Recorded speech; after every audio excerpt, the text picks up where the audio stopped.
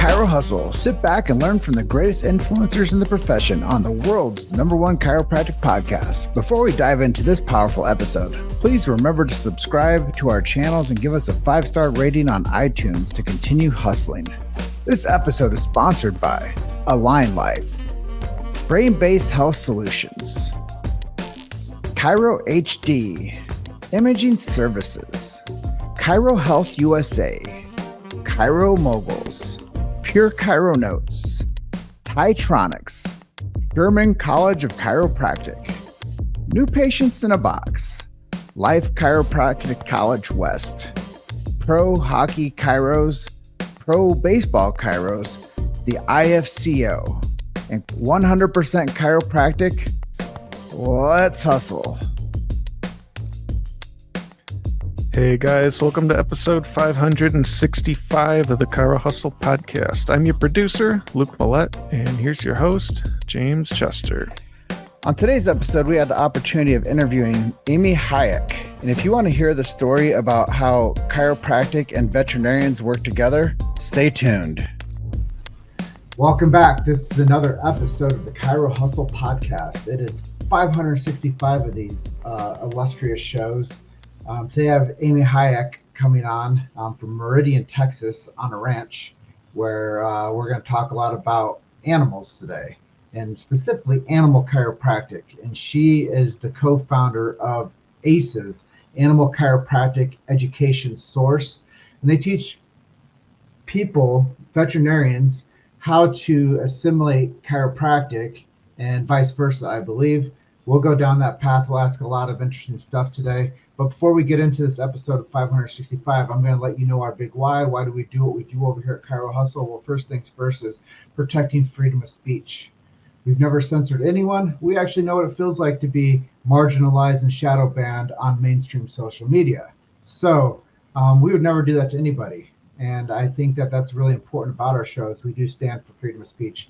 And then we also believe in medical freedom. Sometimes I gloss over these because I speak so fast. But I do believe that every family out there and every individual out there should take a deep dive in understanding what medical freedom is. And then they should understand what family health freedom is also. So take some deep dives. If you're listening to this episode today, just really consider what it means for freedom of speech, medical freedom, and family health freedom. And then I'll get a bit more philosophical within the chiropractic zone. But we do believe in B.J. Palmer's sacred trust, and we protect that. So if you don't know what the sacred trust is, go to your favorite search engine right now and find out what B.J. Palmer's last words were. And you're going to learn more about chiropractic than you ever did previously, I guarantee you. And that's really the philosophy of this profession. It's 127 years in running. And I think that if more people knew that chiropractic was based on a philosophy, they would fall more in love with the profession, and they would want that for them and their families because it's rich. And then we talk a little bit more about what a chiropractic adjustment does.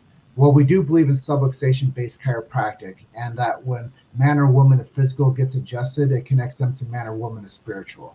And with that, that's my introduction to this episode with Amy Hayek, and we're going to talk a lot about animal chiropractic. But first things first, you're unique in this world. And I think that that's something we can open up with is you're a veterinarian. Mm-hmm. And how have you learned how to work within the chiropractic profession as a veterinarian? As a veterinarian, right now there are 5 schools out there. When I went through the courses, there were only 2 schools that trained veterinarians and chiropractors how to do animal chiropractic. I took this a couple years after I finished veterinary school, and it was founded by a woman named Sharon Willoughby. Sharon went to Palmer Chiropractic College. She was also a veterinarian before she did that, and she developed a way to teach veterinarians and chiropractors together because she believed that neither one of us graduated with enough information to be able to adequately address animal chiropractic needs. So our school, ACES, is founded on the things that Sharon taught, and then some of the things that we've learned since then. Yeah, I got like a whole snapshot for this now. And understanding chiropractic, how did you become fundamentally trained into understanding chiropractic as a veterinarian to go and actually go hands-on with animals? So I was that veterinary student who I was pretty sure that none of this stuff really worked. You know, in vets, I mean, I was the vet student who asked a lot of questions, and I would get the glazed look or not the answer that I was looking for. And then a couple years after veterinary school, someone recommended that I take a chiropractic course. And the first day that I was there, we began learning about the nervous system and how it worked. And I'll tell you, veterinary medicine, the way that the nervous system was taught to me, I'm not going to speak for everybody, was that if it's a part of the nervous system and it's a problem, the animal's pretty much toast. And you can find and isolate the problem, but you can't fix it. And so and I knew that couldn't be true. And so when I first took my animal chiropractic training, it was awesome to me to find out that I was getting some of those questions answered. I knew that the body could heal itself. I've seen it happen. And it was great to find out that now there was a modality I could use with my hands to actually help these animals heal themselves. It wasn't me healing the animal. It was me getting things out of the way so that that animal could heal. So in my confused status within the whole topic, because I'm not an expert at all when it comes to animal chiropractic, and how that includes, human care and animal care and all that stuff. So one of the things that I'm just curious, does somebody have to be a chiropractor to go through your school, or does somebody have to be a veterinarian to go through your school, or can anybody that's like interested in taking care of animals come through your school? That's a great question. And people to come through our school have to be a veterinarian or a licensed chiropractor, or they can be in their professional training. So a chiropractic student who will have a license within 2 years, or a veterinary student who will have a license within 2 years, they can begin the training. And the reason for that is they have to have some basis of knowledge before we could start to put the layers on top of that and help them understand what chiropractic is, because we have to teach the veterinarians what chiropractic is. And we have to teach the chiropractors some veterinary basics about animals, animal husbandry, some jargon and lingo. And the other thing that we oftentimes find is we have to untrain chiropractors in some of the habits they've already built up in adjusting their humans so that they can be effective, efficient, and safe in the way that they adjust animals. Because when you're adjusting an animal, you're not in your office, which is a safe space. It's you have all the control over where people are and what they're doing. You're most often someplace else. You might be at a veterinary clinic, you might be in a barn, you might be in the Walmart parking lot. We adjust animals a lot of different places. And so we have to train them to be inherently more safe and conscious about where they're at and what they're doing.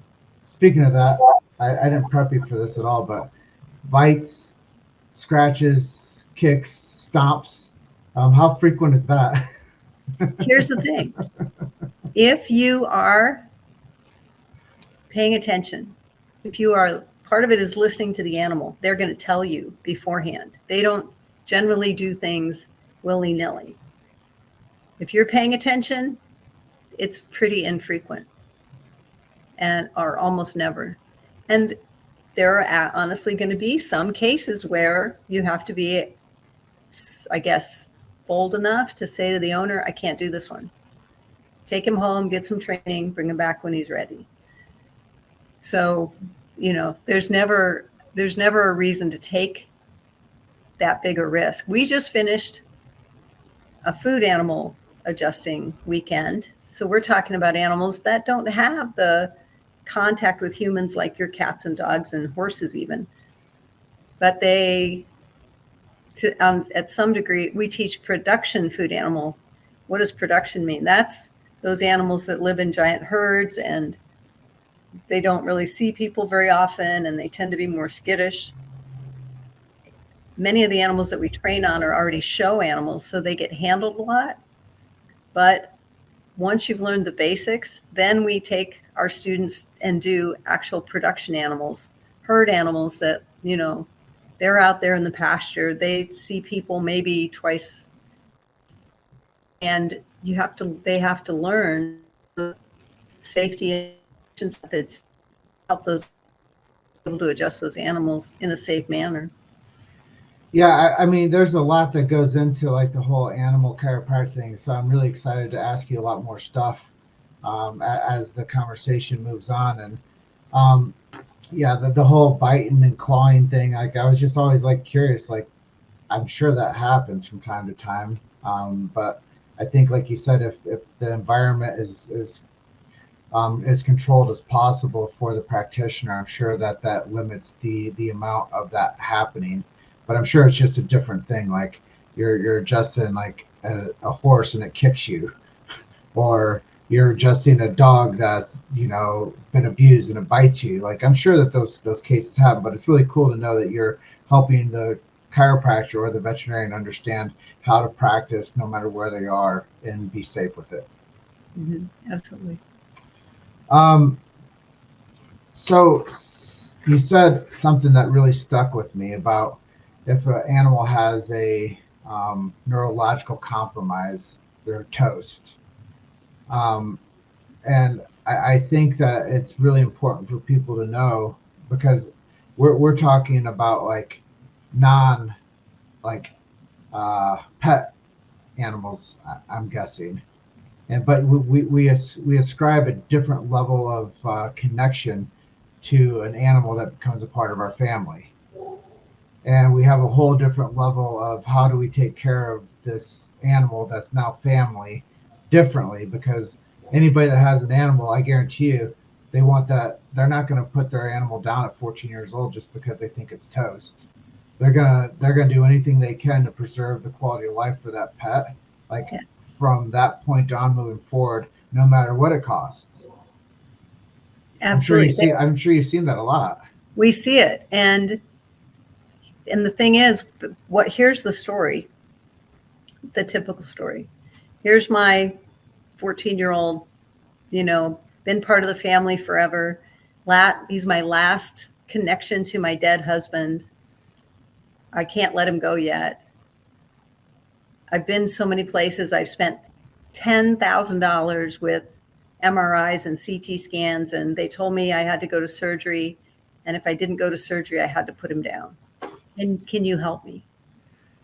And that's the sad truth of where a lot of these animals end up. They come to us and we have a protocol. We literally, for those dogs usually that are, here's why people put dogs to sleep. And they do it this time of year more than any other time. So between now and New Year's, more animals get euthanized than any other time of the year. And it's because, first of all, it's dark out. So if they're metabolically compromised, that's going in the tank because there's no sunlight. They can't absorb calcium. They can't get vitamin D. They haven't been really addressed earlier in the year. That's the other part. And the third part is those dogs get a subluxation and now they can't walk. And if they can't get up and walk themselves outside to go to the bathroom, it's inconvenient. It's cold, it's dark. My in-laws are coming for the holidays. The house is starting to smell. This is just time. It's a necessary convenience for a lot of families. So when they bring them to us, can I tell you a true story? Sure. Last year in September, and I know it was September because we had a bunch of people here at the house, we got a call from this person who was the son. And he says, my parents have this dog and They've been told they've already got a euthanasia scheduled for it tomorrow. Is there any way we can get you to see this dog? These people live 2 hours away from us. And I said, sure, because I never say no. And you were asking earlier, how do you make money doing animal chiropractic? And so I didn't say no, but what I said was there'll be an emergency fee. There's an after hours fee. You're probably going to have to leave the dog for a few days. And I gave them a price. And they said, okay. And 20 minutes later, his sister calls and says, this dog's been in our family forever, and my parents are about to put it to sleep, and I need to convince them that they got to bring him out. What do I need to do, and how do we do this? And I said, here's the deal. Bring him out. We'll take a look at him. I'm pretty sure that we're going to do 3 adjustments over 10 days, and the dog's probably going to be up and walking. Okay. So another 20 minutes goes by, and I get another phone call. I think there were 7 or 8 phone calls in there from different family members by the time we were all finished. And they finally went, if we bring him out tomorrow, will that be less money? And I said, well, yeah, there won't be an emergency fee and an after hours fee. So yeah, sure. So the next morning, when this dog was supposed to be euthanized, they brought him to us. And so here's a dog they had made the decision to euthanize. They bring it out to us. We meet them in the clinic. We explain to them the procedure. We show them where the dog is having problems, which was not where the MRI showed they would have some problems. It was at the atlas, not the back end. We explained to them what we're going to do for the next week with this dog. And they're going to leave we said, but you need to leave the dog with us so that we can adjust him 3 times on a routine, the appropriate time schedule. And so the dog can rest, because you take him home and they're going to be looking at him the whole time. It took those people like an hour and a half to leave the dog. They didn't want to make the dog feel like they were abandoning him with us and leave him there, even though 24 hours earlier, they were ready to get rid of him forever. So this is the kind of story that we see in families. So the dog came and stayed with us. We adjusted him. He went home walking within a week. We still get updates on him because one of our graduates is now seeing the dog for follow-up, and it's doing great. Yeah, that leads me into like more of like when you got into veterinarian practice. Did you want to learn more about holistic type care just because you saw that animals were over-drugged and overshot and over-medicated and adulterated, like in a way that you weren't okay with that method? I got into veterinary medicine primarily because I like animals, and I probably didn't know enough about veterinary medicine when I said I wanted to be one. Let's put it that way. I recognized that there were a lot of things that as veterinarians we can't solve. We get to the end of a road and we've tried all of our tricks and that's the end. In part because we don't know the cause. And I'm the kind of person who I want to know the cause of the cause. So if there's this symptom, what caused that? And chiropractic answered that question for me. And so instead of saying, well, try this drug and let's see if it works, and then try that drug, one of the amazing things that I know about all these drugs is that if you look up half of the drugs that your animals are on and look for you can either have to look at the material safety data sheet or just look up side effects. The side effects of most drugs that animals are on cause the problem that you're trying to solve. Yeah, and that's where my lead-in question is like, you must have gotten into the profession of being a veterinarian practitioner, and you said, why are we doing it this way? I did that in a big way. Yeah, and that's what I've noticed about your character and why you're doing things the way you're doing today, is because you had to get a solution for a system that you're kind of born into that you were like, we can do better than this? That was exactly it. And I don't want to come off sounding like I'm saying veterinarians are, the last thing I would do is tell a veterinarian they don't know anything or that they're not smart enough. Sure. Because they go through, one of the reasons I'm where I'm at is I'm not that smart. And I didn't want to have to memorize all that drug paraphernalia crap that comes with it. I wanted to be able to say, this is the problem, here's the solution, I'm going to help this animal get through it. Hands-on. Yeah. Hands-on.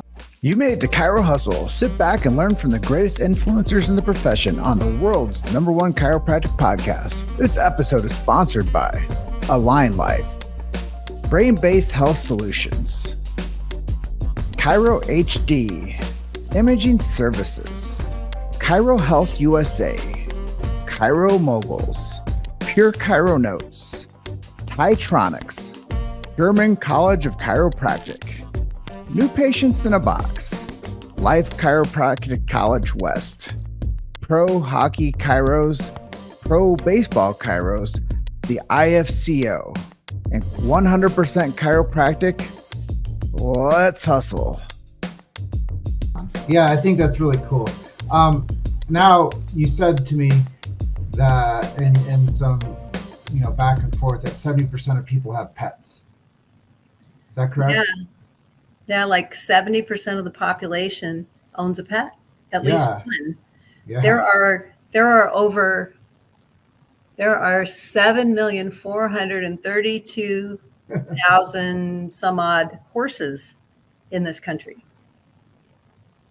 And I know that there's other layers that we're going to talk about, but what you feed these animals goes back into our ecosystem too. Absolutely. So there's a lot of layers. There's a bazillion layers. I know. Oh man, we could go on for a long time. In 1940, just like in 1935, more people lived in the rural areas of this country than lived in the cities. So they still had a connection to animals. They still had a connection to the soil. They still understood where their food came from because they had to go get it. And they didn't, there wasn't as much food insecurity as we see now because people could actually do it themselves. Does that make sense? Yeah. But as people moved into the cities after 1940, more people lived in urban settings than they did in rural settings. And even where I am, there's a huge difference in mindset and understanding between me, and I live on a ranch 3 miles from town. The people who live in town, this tiny little Meridian town, have a totally different mindset about where their food comes from, what to eat, and how to take care of themselves. So that is a huge gap that's happened over time. And the next step that happened was when people moved into cities, and they had to have some things back then they had horses in town, they had cattle in town, they had dairies in town, they had all these things because they needed them. We pasteurized milk only because the dairies that were urban dairies could not keep their waste products out of their milk tank. And so their milk was basically poisonous. And so pasteurization was born to keep them from poisoning people with the milk they were milking from those cows. That's one example. The other part of that is automobiles came around and we stopped using horses for transportation. So now we've moved away from that. And now we start to teach people that animals are dirty and animals will make you sick and animals are bad. How many people do you know who are, they're afraid of animals, they're afraid of getting dirty, they're afraid of being in the soil. And a lot of that comes from the fact that people moved away from the soil, not the other way around. And so we've actually become less robust in terms of our immune systems. We had good immune systems. We moved to town. We got worse. Then we had to clean up the cities. Then we got better. And And now we're in this, everything has to be sterile situation.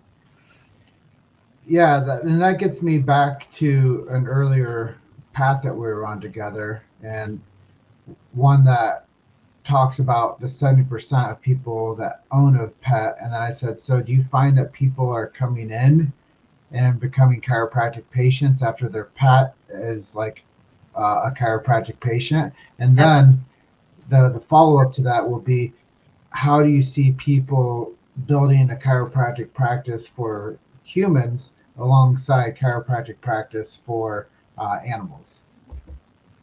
Okay, so yes, 70% of people own a pet of some sort. There's a subset of them who will bring their animal in to get adjusted. There's kind of two subsets. One, I don't have the money to do the MRI, blah, blah, blah. Here's my dog, please adjust him. And the other subset is, I go to the chiropractor, I know this is good for my dog, please adjust him. Okay. We see horses like that. We see cattle like that. We see pigs like that. We see sheep like that.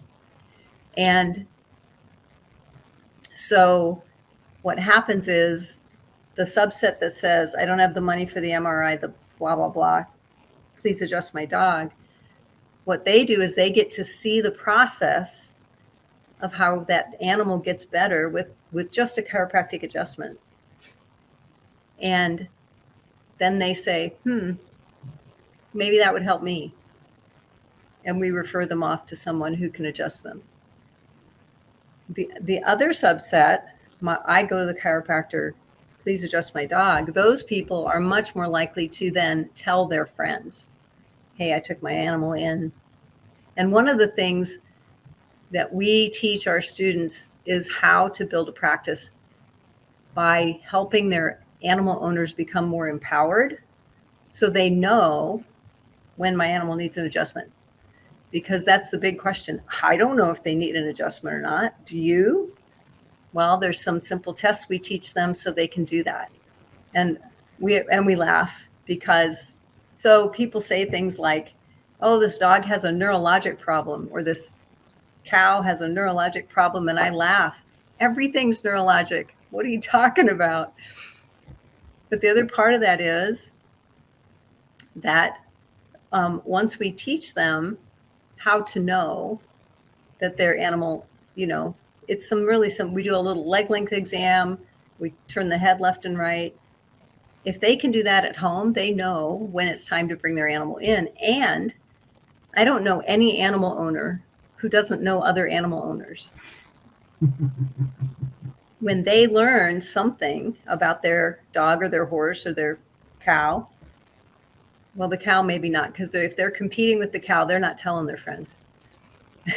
But when they learn how to determine if that animal's pelvis or if that animal's atlas needs to be adjusted, the first thing they do is, your dog needs to be adjusted. Let me tell you why. Because now they become smarter and they want to share that information. And then how do you run a human and an animal practice together? I'll tell you what a lot of our students have done. We've had a lot of students who come to us who never want to touch a human. They went to chiropractic school to become an animal chiropractor.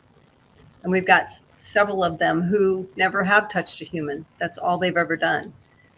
They have hobbies that involve animals, and that's all they do, is they do their hobby and they adjust their animals and other people's animals.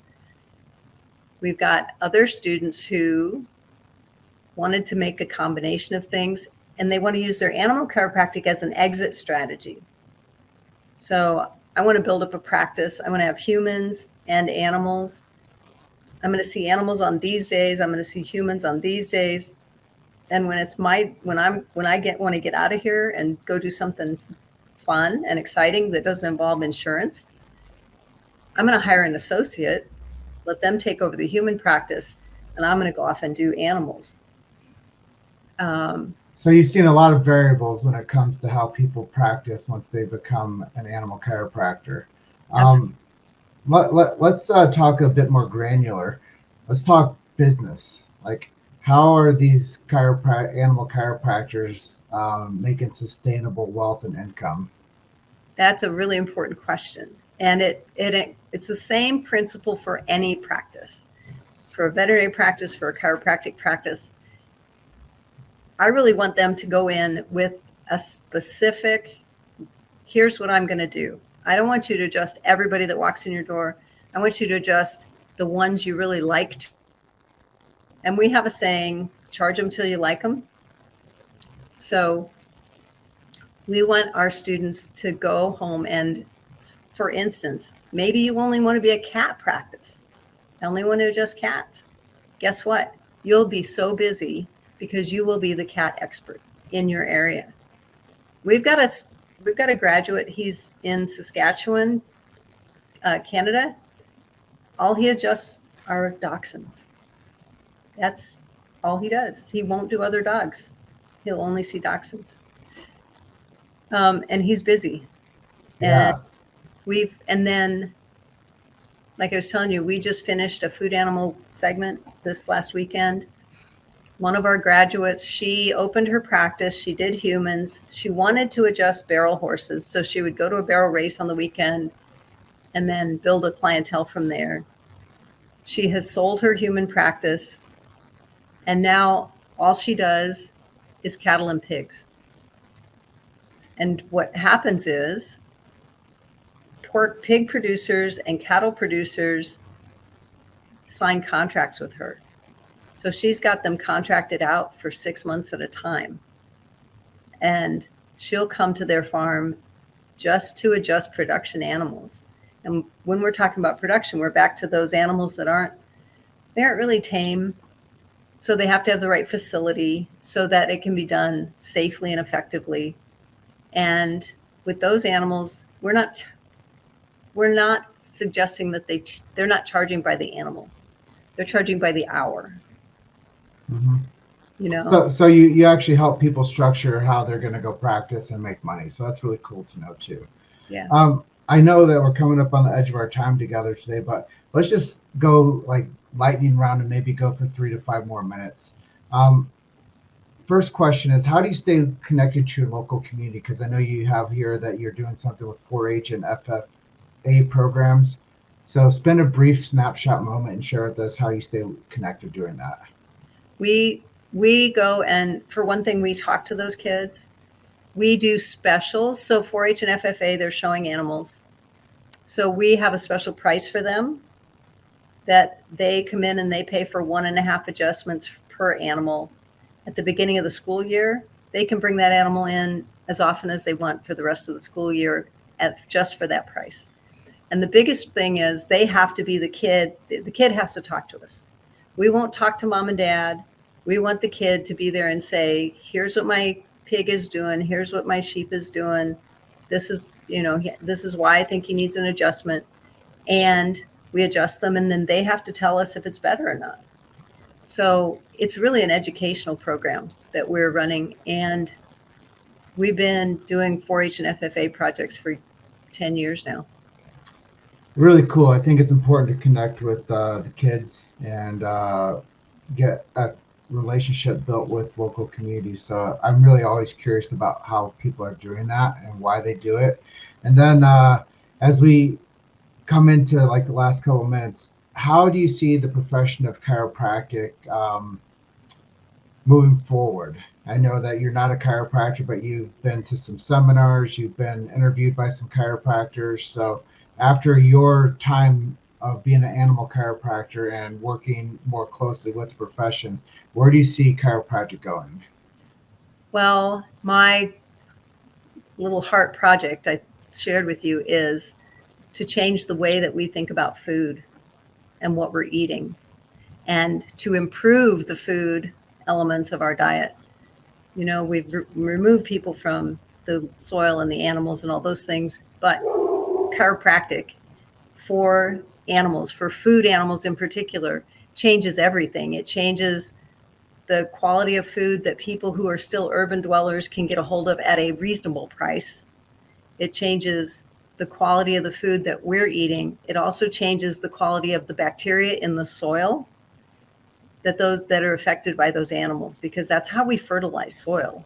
I mean, vegetarian or vegan, you're still dependent upon the interaction between. We are part of our environment. We really are the environment, and so are those animals. The first things we learn when we're like kids is the nitrogen cycle and earth science about what happens in the environment comes down through the streams and comes through the rivers and comes through what we drink, and how the animal is the same way.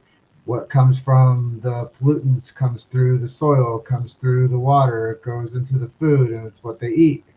And it's not any different of an understanding from who we are as people and animals. What comes through the sky comes through the soil, comes through the food that's grown from the earth and what we eat. And if you think about life on that level, if we can start to create a better plan and a better flow for what comes from the sky, goes into the soil, grows the food that we eat, and how it's discharged, whether it's with animals that are on a farm or whether it's people that are going on into the bathroom, we have to figure out a better way to keep that food source healthy if we want bodies and animals and what we eat to be healthy and what we want us to become as we move forward. So I think that there's a lot that could be said within that topic, but I do believe that creating a healthier food source is dynamically important for the advancement of human populations, and to make sure that we're all not sick and having difficulties with the land that we live on. And I think we have to get closer with ecology and back to our relationship with local ecology and what that means for how do we feed what we eat and how do we eat the food that's actually nourished and taken care of, rather than a factory style system, because it's not healthy for us. And we see what's happening to people across all walks of life and their animals. Absolutely. I agree, because we have to put our humanity back into the way we treat those animals as well. And that will, it's about love, James. It's about love. It's about how we have to love what we eat so that it can live a decent life, so that it can have a sustainable generation after generation kind of lifestyle. And when we put them in these houses and treat them like prisoners of war, it's not a way, it's not humane. It's not efficient either. And what we've been doing is driving more chemicals into our food, like you were saying. It's radical. And I used to tell people this all the time. I don't know where I picked it up. Maybe I watched something like Food Inc. or something, but we are what we eat eats. And if you want to be what you feed your animals, that's what you will become. And if that's what you want to become, then choose poorly. And that's what you will get, is a lesser quality of life by eating what your animals eat, because you eat them. So, and what you inject into them, because we eat a byproduct of what that animal is and what it becomes from what it takes in. So let's close out quickly. Tell me one miracle story, and then if people want to work with you or learn from you or join your school, how they can do that. Awesome. Thank you for that. One miracle story. I have a bunch. That's a hard one, because I think we become veterinarians so we can tell miracle stories. This one might not be quite so animal oriented, but we had an associate who came, or not an assistant who came to work with us. And people who work with us are basically immersed in animal chiropractic all day long. I don't care if you're the cook or the housekeeper or the whatever. That's all you're going to get from us. And she had a significant other who ended up becoming a ward of the state in the federal prison. And so she would go visit him, and we learned all kinds of things about prisons. Every human being who's in a prison is heavily medicated, because a big part of that is so they are in a lot of pain, they're in a lot of stress, they're they are not unlike those animals we were just talking about that are in those concentration camps. And they don't get along very well. They have a lot of fights. They do a lot of bad things.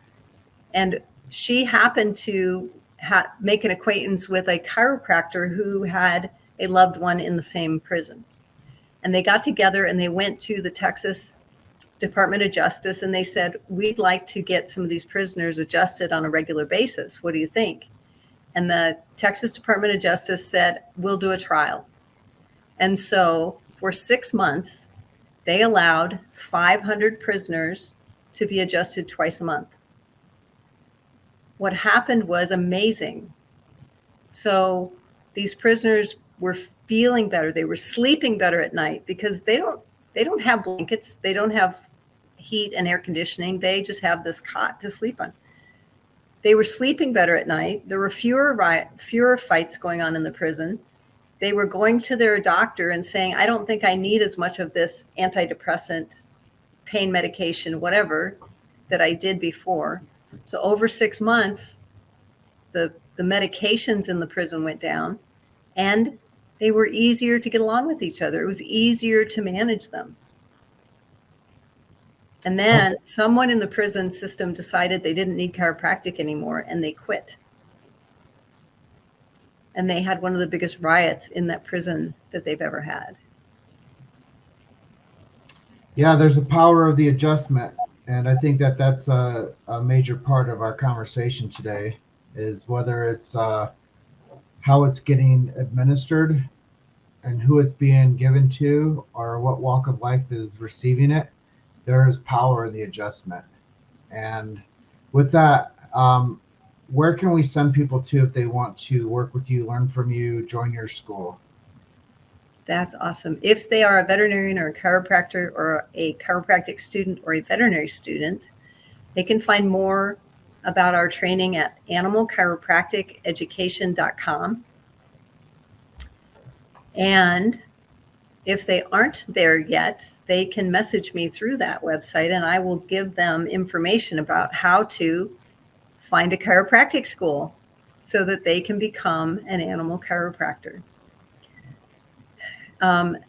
For those people who are already animal chiropractors, we offer continuing education online at will, so they can take it anytime they want. Plus, we offer 5, 6, 7 live events here at the ranch every year that immerses people in the chiropractic lifestyle. Well, Amy, thanks for being my guest today on 565. If you want to learn more, go to animalchiropracticeducation.com. And ACES is having live seminars that they do down there, teaching people how to be hands-on with what they apply and how they take care of four-legged friends and the food that we eat. So I really appreciate you sharing with us today and being 565 on the Chiro Hustle podcast. Thank you, James. This has been an honor. I really appreciate it. I had a lot of fun. I learned a lot, and I'm sure our audience is going to have a lot of that they learned from this episode also. And when I always close out, I tell people, you're just one story away. Keep hustling. Amy, I'll see you later. Thanks for being our guest today. Take care. Thanks. All right. Bye for now. Thanks for listening to Chiro Hustle. Don't forget to subscribe and check back next week to continue hustling.